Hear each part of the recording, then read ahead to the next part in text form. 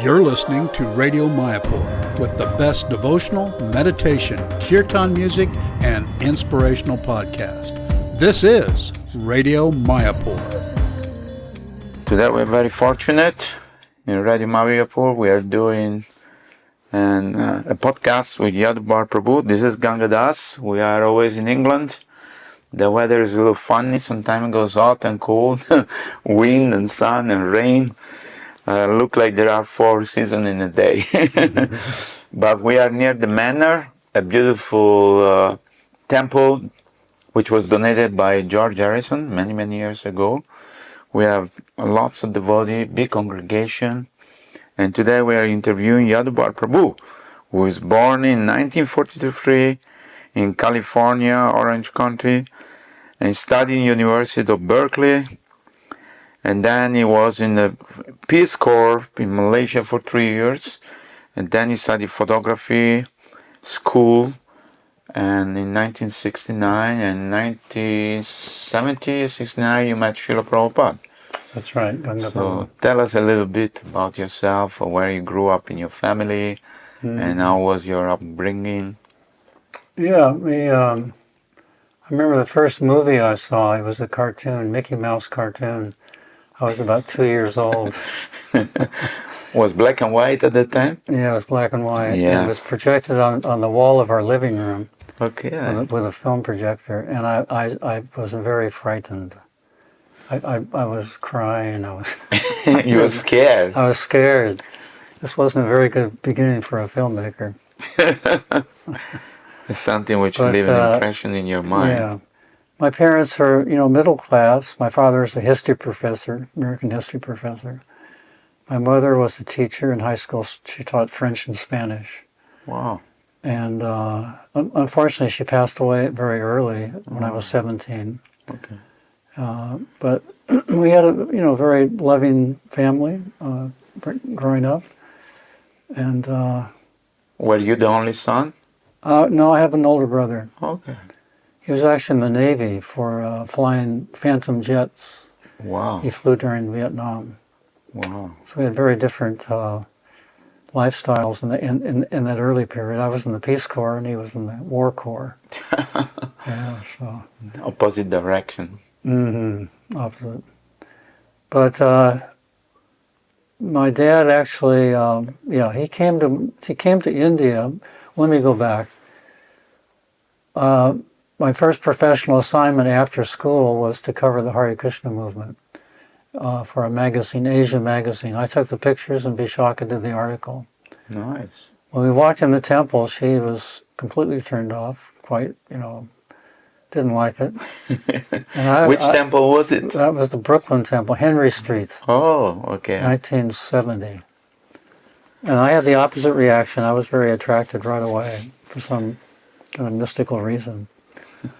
But so anyway, we did that article, and that was published. And then I had to do a master's thesis in photography. So I was very attracted to the devotees, the philosophy, the prasadam, everything really. So I decided, let me go to India to do my thesis and meet Prabhupada. And I did that, and I flew to India, to Mumbai, in December 1970. And the devotees had just left the house, so I had the address for them. And the host, one of the devotees, he said they've gone to Surat, Gujarat. So he put me on a train that night, and I arrived around 8 o'clock at night. And I knocked on the door, and the person who answered was the first person I met at the Henry Street Temple. And that was, I forget his name, Rishi Kumar. Rishi Kumar, okay. Yeah. Nice. And so he was surprised to see me, and I was shocked to see him, actually.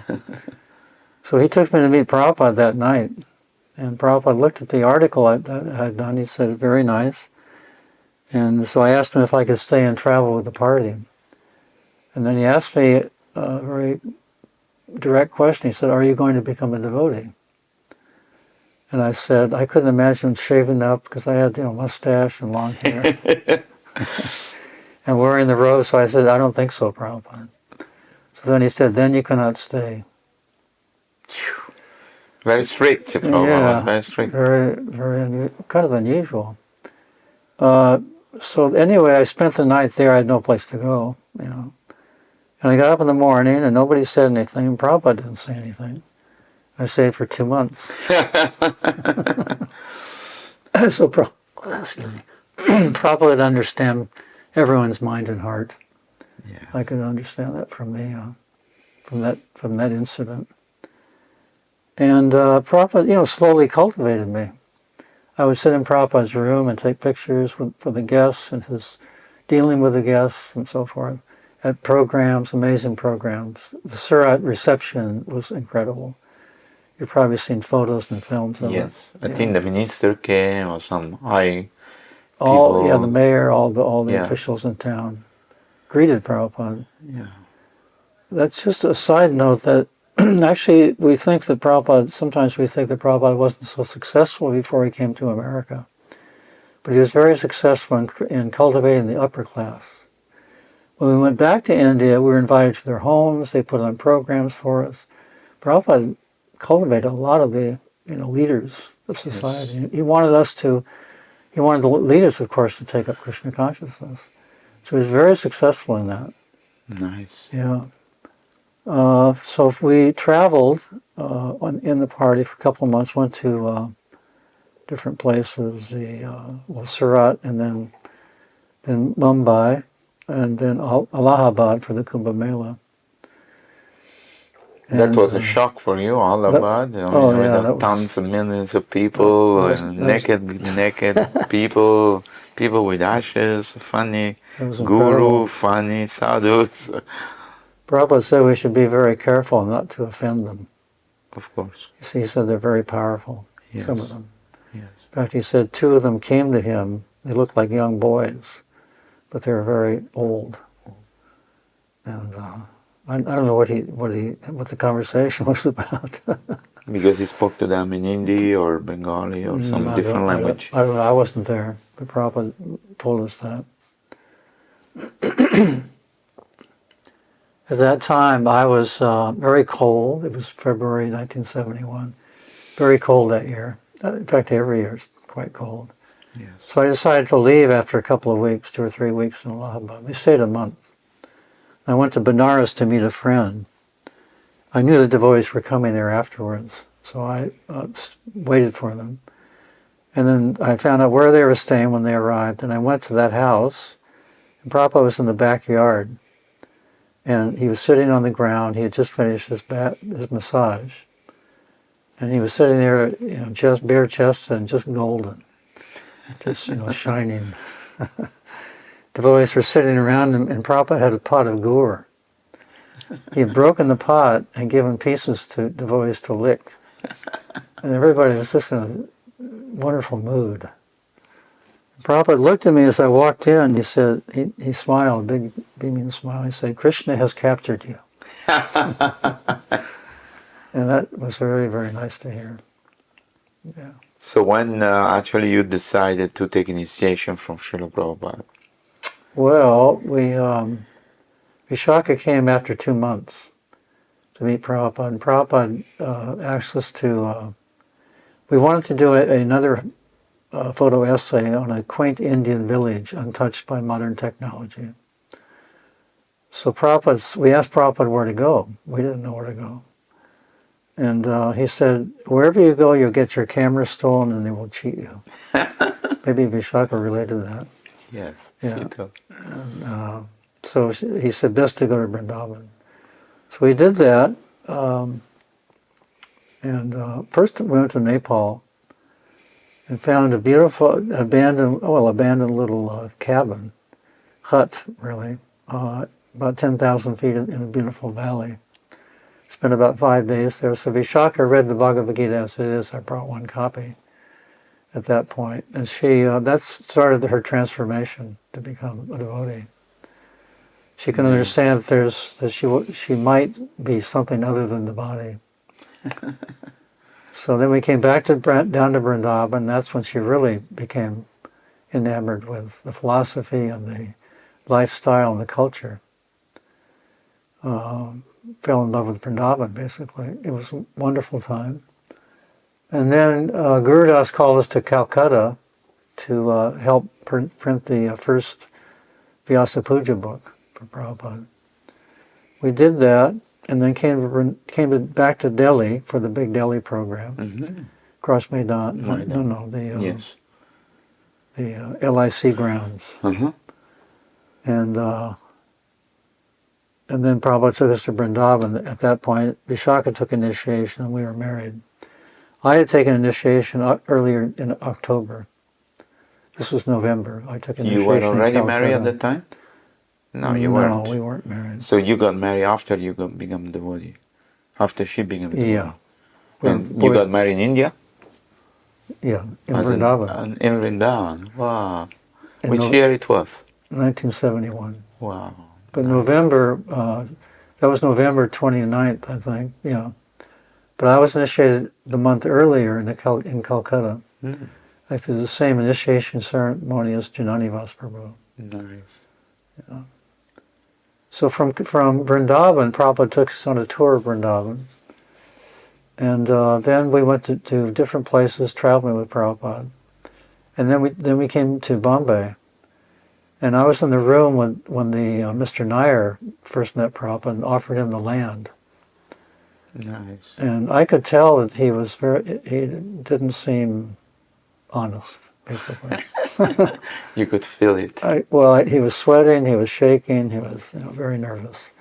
I'm sure Prabhupada understood. Something.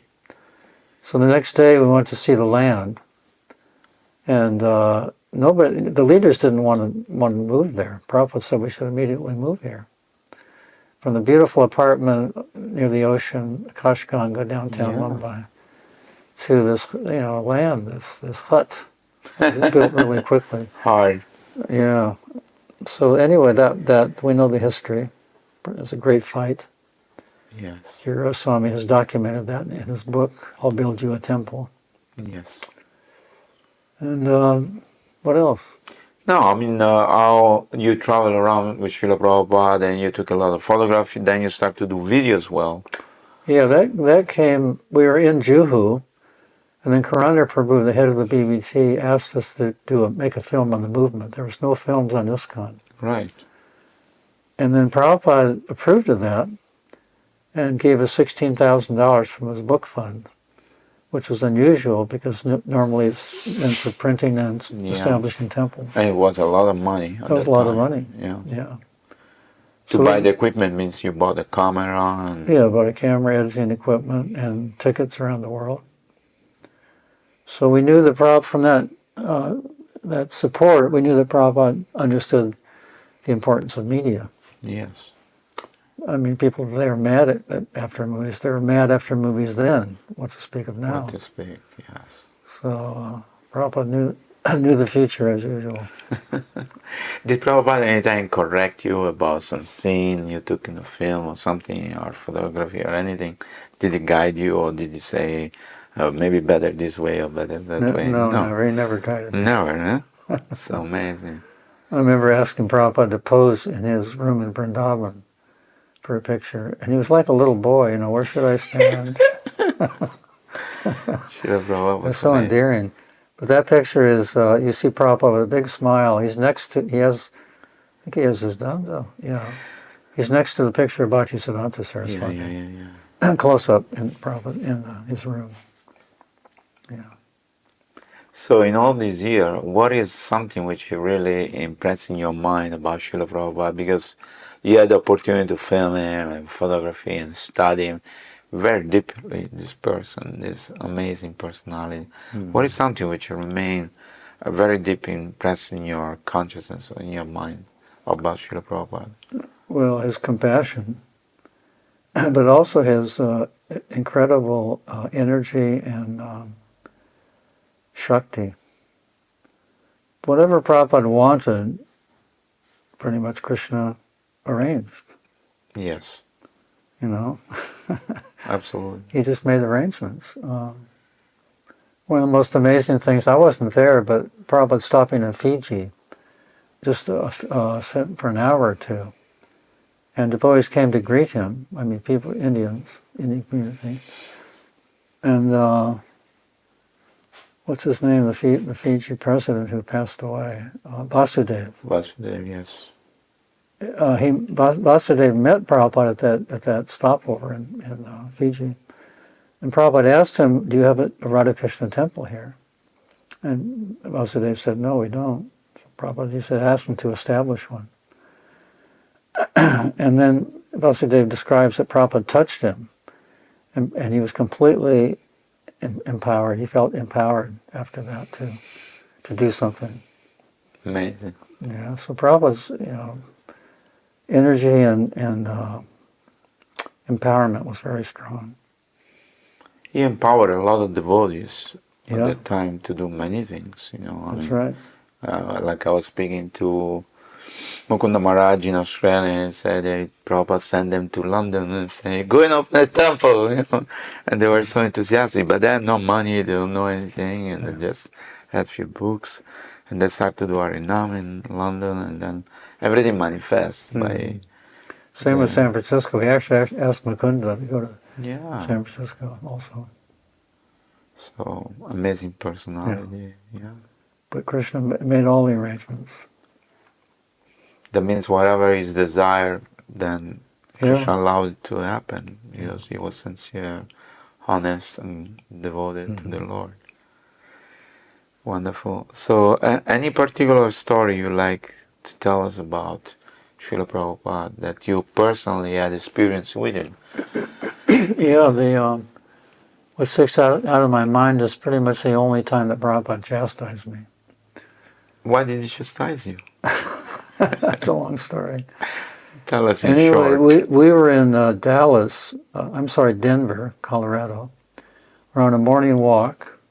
At that time, previous few months, devotees were very much into diets, how to improve the health through dieting and fasting. Right. But there were some disastrous results, and mine was one of them.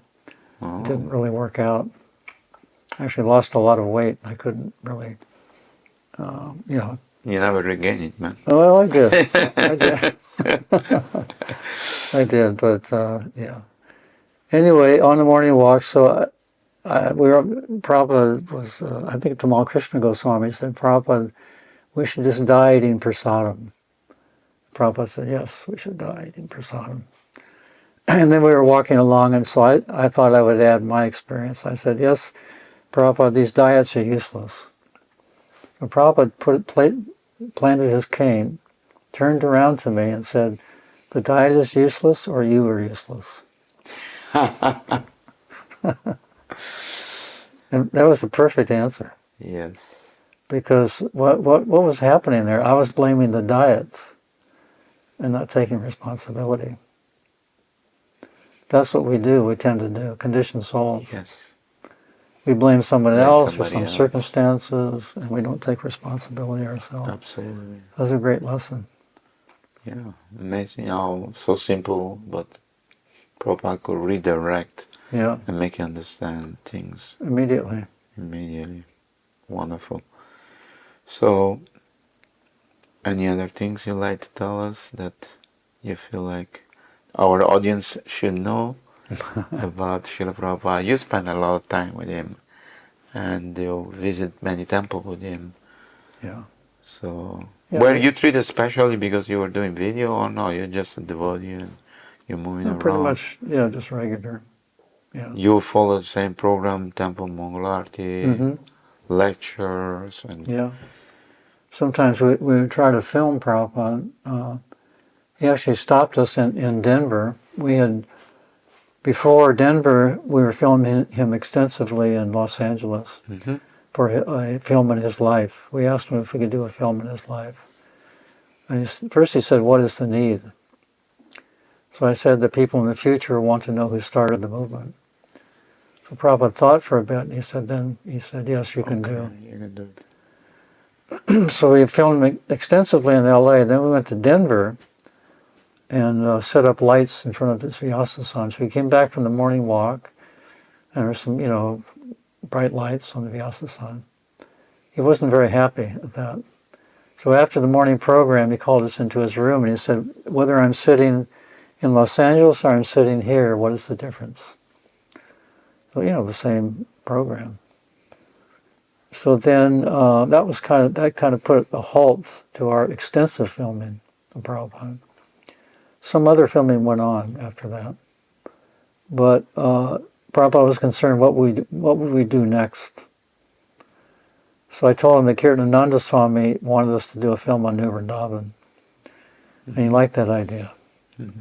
So that was our next film, Spiritual Frontier. Yes, I've seen that film. Beautiful. It's very nice. So, but he was not so much into like lights or makeup or things. Like he wanted natural type of things of film about him. But but his point was that it's the same. Why are we taking this film again and again? The same thing, Guru Puja and like that. That was his point. So anyway, we stopped filming, as I say, extensively, and did other projects like the Spiritual Frontier, New Vrindavan. We did a film on life, how life comes from life and not matter, called Spark of Life. Yes. Have you seen that? I've seen that. Also. Yeah, that's beautiful. Yeah. There's stories behind each of these films, and we have a account of that, similar to what we're talking about now, a full kind of running account with pictures on our YouTube channel. Okay. YouTube channel. So people who want to re-see these films, or if they haven't seen them, they can search on YouTube. That's and right. what should be the line to search in YouTube? Yeah, the channel is Hare Krishna Film Classics. Hare Krishna Film Classics. Right. Nice. Okay. All those films are there. And there's this account, as I said, of Vishak and I discussing our history with photographs that accompany that. Nice. Each of the films we made and Prabhupada's reaction to them. Beautiful. Yeah. Do you have any new project you're doing now? Yeah, we're doing restoring all the old original films. Mm-hmm. I mean, digitized. Digitized, yes, but in a higher quality. They're already digitized. Okay. But we can only afford SD, standard definition quality. Okay. That was back in 1998. Everything was digitized. Right. But now there's 2K, there's 4K, there's 8K quality. Different quality. Yeah, so 4K is fine. It'll get the maximum resolution out of a 16 millimeter frame. Nice. And it's really important that we preserve them in the highest quality. Absolutely. And that's kind of an urgent need because the films deteriorate. Mm-hmm. There's also threat of loss or fire. Or like if for storage of all this, you have clouds or something. I don't know how you store this film. No, I don't know what is the technology today. Yeah, we have hard drives. Okay, hard drives. Yes, we can put it on the cloud. That's not too hard. But we have hard drives in different locations. Okay, so that they're safe. Yeah, but it's important to get the transfer done from the original films onto that higher quality digital. What about all the photographs, black and white? You did, it must be thousands of photographs. You store also these? That's with the archives, Bhaktivedanta archives. So if people want to see those photographs, they can also access? They have to access them, From where? From the Bhaktivedanta archives. Bhaktivedanta archive, which is located where? North Carolina. North Carolina. Yeah. So if you go to Google and say Bhaktivedanta archives, do you need a permission or you can just access? They sell the photographs. Okay. But you can see them in your computer. There's low quality, I think there's 20,000 low quality pictures of Prabhupada. Nice. Yeah, so a lot of them are there. A lot of the still pictures we took before we became devotees in India, they're not available. We need to access them and make them From available. where? Where are they? They're with the archives. Some are with us, some of the archives. So maybe you have to transfer those also into the archives as well. Yeah. Which nowadays I don't think is difficult to do that, scan them. That's right. Right? Yeah. It's not difficult. Very nice. So is there any message you'd like to give to the audience of Radio Mayapur? To the people who are listening today to our podcast? Well, one last thing is that Prabhupada told me never to put my camera down. I was actually in a kirtan, taking photos of a kirtan in Paris. There was an installation of the deities. So at one point I put my camera down and then started dancing. And I looked at Prabhupada and he said, come here. No. Don't put the camera So down. it was really loud kirtan, so I had to put my ear very close to Prabhupada's mouth. And the words that came out were, never put your camera down. That's a beautiful So anyway, I always carry my phone, which has a camera. And you take nowadays. Nice. But I'm not sure if we're going to make another film. Nice. The last one you make was very powerful, that Hare Krishna. Yeah, the Hare Krishna movie. Yeah, that is very, very powerful film. By the way, we have that now in all the 8 major Indian languages. Oh, okay. Dubbed. Nice. So we're going to present that to the leaders in India to see what plan they may have for spreading Prabhupada's glories. Absolutely. Because I saw it in Dubai, I saw it in Malaysia, and many different places. So people really enjoy it, and some people cry. That's right. Yeah. It's a very emotional film. You know, if you can establish an emotional connection with Prabhupada, that's the best. Absolutely, because We can he's have our some- Acharya for the next 10,000 years. Yeah, I mean, we can have some philosophical understanding of what Prabhupada is teaching, but if you want to connect to the heart, it's the emotions that do that. Absolutely. We've seen amazing things with that film, actually. Yeah. I mean, some people are becoming devotees Yeah. watching Many it. people change their vision or become convinced, even whether they were different religion, Muslim, this, that, Christian. You know, it doesn't really matter because it's very powerful media. We're still promoting the film. Yeah. We have access to a Facebook group. Tony Robbins. Oh yeah, Tony Robbins is a famous motivator, speaker. Yeah, he gave a free seminar during COVID. Yeah. I signed up my daughter for it, but she didn't take it. So I kind of listened in, became part of that group. That's good. And now we're sending invitations to watch the film to 300,000 people signed up for that seminar. It's the first free seminar he's ever given. Amazing. Yeah, 300 usually charge a lot of money. I know. Still a lot of people go, but Still. yeah. 300,000 people were on that 5 days from all over the world. And now it's grown to 1 million people. Yeah. So we're sending out 25 invitations per day. Nice. We've been doing this for 2 years. Wow. And then you get to the maximum friends, which is 5,000. And those who don't respond, we just take them off and add new ones. Nice. That's good. So that's going on. Wonderful. So, any other question I did not ask you? You like to say something more that I haven't asked you? Any particular you things? think any more questions? Well, no, I can ask millions of questions. Well, let's say, okay, how do you see the future of ISKCON? For The example? future of ISKCON? Yes. I mean, with your perception, what was before and all the changes that happened and how we can improve. Now we have 700 temple, we have many schools, we have many farm community, thousands of millions of devotees are joining. So the future is bright. So how we can maintain the focus on the mission of Lord Chaitanya, not just get lost into the institutional aspect, for example, one.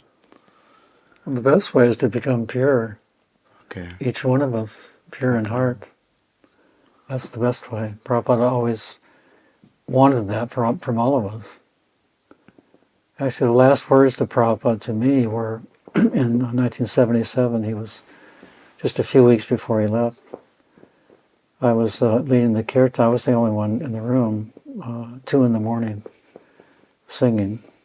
And at one point I stopped and was going to start again. And then Prabhupada said, a person who is expert in one thing, you like the singing, a person who is expert in one thing has the tendency to become expert in all things. Now become expert in Krishna consciousness. Nice. And that's something for all of us. Absolutely. So that's the best way individually to become, cooperate and become one. When you're Krishna conscious, these differences fall away. Yes. They're not so significant. Yes. So there are so many things in common. Many things in common.